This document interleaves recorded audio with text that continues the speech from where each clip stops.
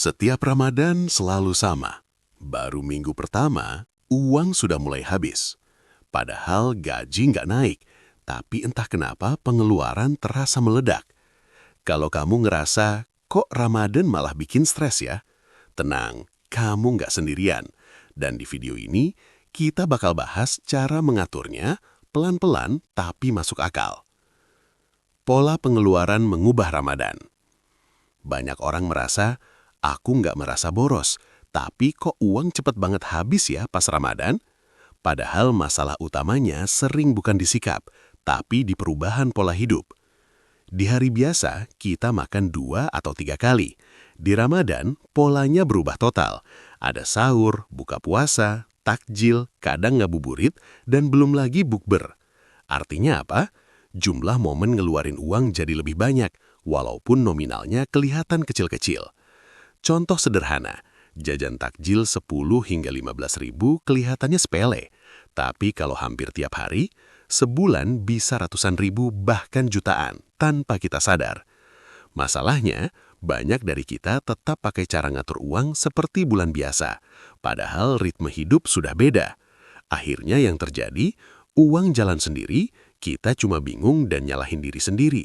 Padahal yang salah bukan orangnya, tapi nggak menyesuaikan strategi. Jadi langkah pertama yang paling penting di Ramadan itu bukan langsung harus hemat, tapi sadar dulu kalau pola pengeluaran berubah dan keuangan kita wajib menyesuaikan. 2. Bedakan kebutuhan dan tradisi. Di bulan Ramadan, banyak pengeluaran yang kelihatannya wajar. Padahal kalau dipikir-pikir, itu bukan kebutuhan, tapi tradisi. Contohnya apa? Takjil tiap hari harus beli. Buka puasa harus menu spesial. Bukber berkali-kali karena nggak enak nolak. Ngabuburit tapi ujung-ujungnya jajan. Sekali 2 kali nggak masalah. Masalahnya, kalau semua diikuti, dompet yang jadi korban. Banyak orang bilang, ini kan cuma setahun sekali. Iya, benar. Tapi justru karena cuma setahun sekali, kita sering lepas kontrol tanpa sadar. Perlu diingat, kebutuhan itu yang bikin puasa tetap jalan. Tradisi itu tambahan, bukan kewajiban. Sahur dan buka sederhana, itu cukup. Takjil beli sesekali, nggak dosa. Nolak bukber kalau kondisi keuangan nggak memungkinkan, itu bukan pelit, itu sadar diri. Ramadan itu bukan lomba siapa paling sering buka di luar, atau siapa yang menunya paling rame di story. Kalau semua tradisi diikuti tanpa filter, uang habis, stres datang, dan fokus ibadah malah terganggu. Jadi kuncinya bukan menghilangkan semua tradisi, tapi milih dengan sadar mana yang memang perlu dan mana yang bisa dilewati tanpa rasa bersalah. Karena menjaga keuangan juga bagian dari menjaga diri. 3. Pisahkan uang khusus Ramadan. Salah satu kesalahan paling sering itu uang Ramadan dicampur dengan uang bulanan. Akhirnya kita nggak sadar mana uang makan, mana uang jajan, mana yang sudah kebablasan.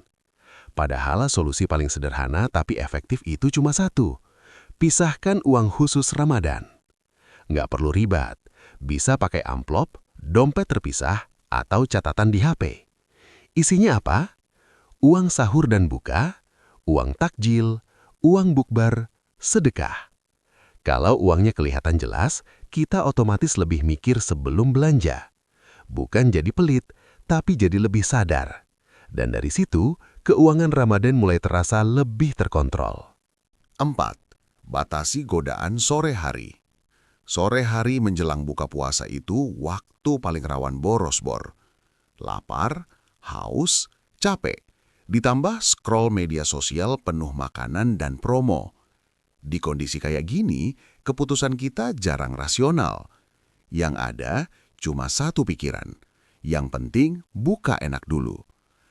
Akhirnya beli banyak, padahal pas azan maghrib yang dimakan cuma sedikit. Makanya, jangan cuma andalkan niat. Yang perlu dibatasi itu godaan dan aksesnya. Contohnya, hindari scroll marketplace sore hari. Tentuin menu buka dari pagi. Bawa uang secukupnya kalau keluar rumah. Bukan berarti nggak boleh jajan, tapi jangan ambil keputusan saat lapar. Karena di Ramadan, menjaga diri dari godaan juga bagian dari ibadah. 5. Gak harus ikut semua bukber. Setiap Ramadan, undangan bukber datang hampir tanpa jeda. Grup WhatsApp bunyi terus. Ada teman sekolah, teman kerja, keluarga, sampai komunitas lama.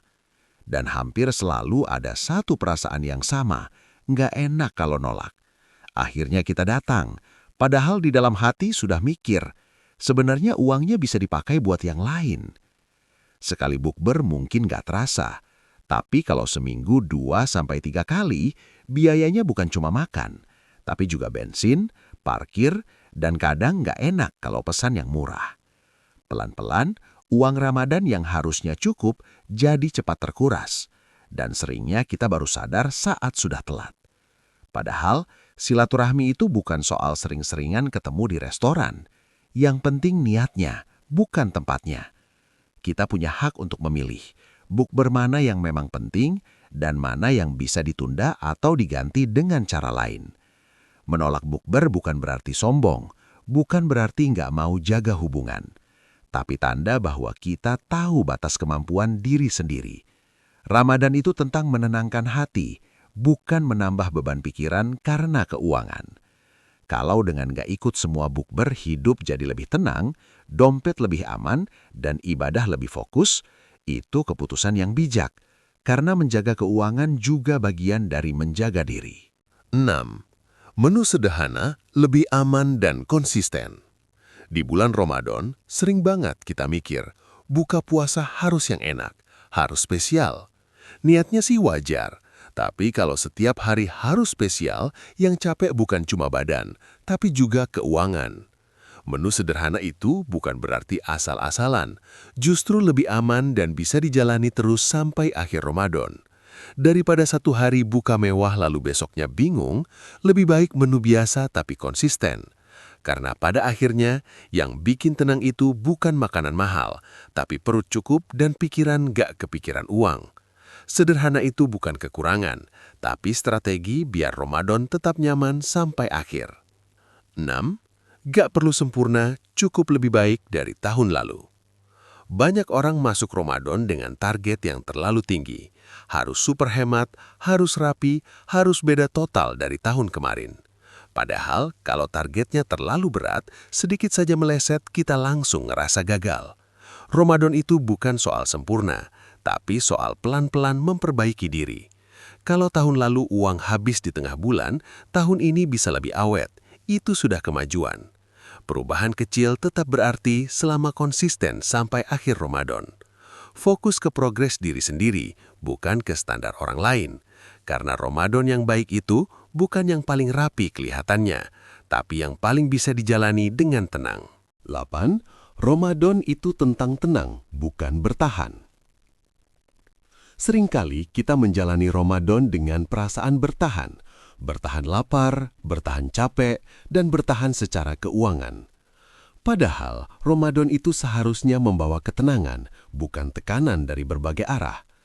Kalau keuangan berantakan, pikiran ikut kacau, dan fokus ibadah jadi terganggu. Mengatur uang bukan supaya hidup jadi serba terbatas, tapi supaya hati lebih ringan saat menjalaninya. Saat kebutuhan aman dan pengeluaran terkendali, kita nggak lagi sibuk khawatir dan bisa menikmati Ramadan dengan lebih khusyuk. Karena tujuan akhirnya bukan sekedar kuat sampai Lebaran, tapi menjalani Ramadan dengan tenang dari awal sampai akhir. Ramadan itu bukan tentang bertahan, tapi tentang menjalani dengan tenang.